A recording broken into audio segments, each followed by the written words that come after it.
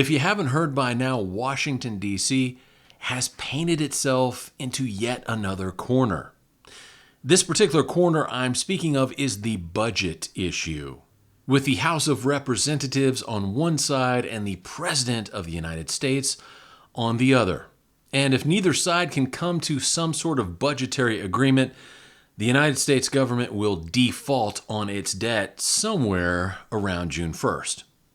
Now, fortunately enough for all the play actors up there playing senator, playing president, playing representative, I have a solution to this problem. Now, some may consider this to be a radical idea, but desperate times call for desperate measures. So here we go. The solution to the budget problem in D.C. is spend less than you make. Spend less than you make.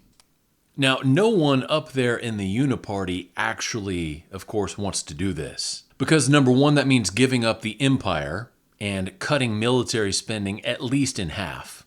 And number two, that means significantly curtailing the welfare state. That means no more payments to illegal immigrants and a lot less money to big pharma and the healthcare complex. So neither side of the Uniparty wants that to happen, neither red nor blue. None of them actually want to spend less than we make, because that basically would mean the gravy train is over.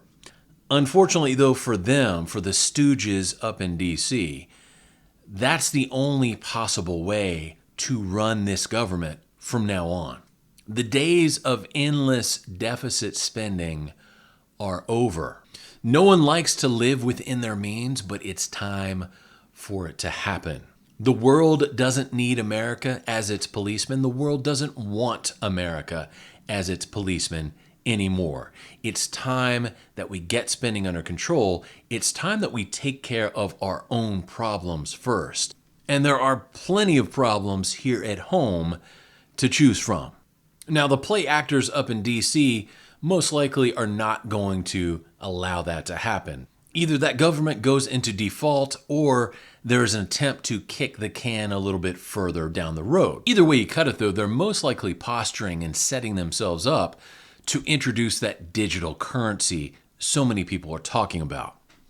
And of course, they'll use the budget as the excuse. They'll use the default as the excuse to roll out that digital money. Well, we just couldn't figure it out. We tried, but we couldn't figure out a way to make it work. So we're going to switch over to a digital currency for you and just track everything that you buy and sell.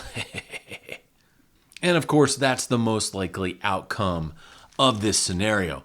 But it goes to show, if you had any serious people up there, if this was anything more than a farce, a facade, the best solution in the world would be have a balanced budget. Spend less than you make. And ultimately, that's what's going to have to happen if the United States of America is going to continue as a country.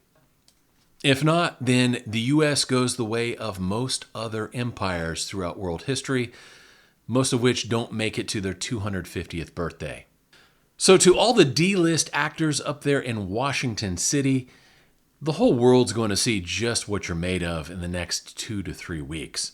Either you want this government, you want this country to continue, or you want to prioritize places like Ukraine, while continually expanding the corporate welfare state at home. Whatever the case, the clock is ticking, and I hope you make the right decision. This is Kevin in Texas saying God bless each and every one of you. I'll talk to you later. Bye.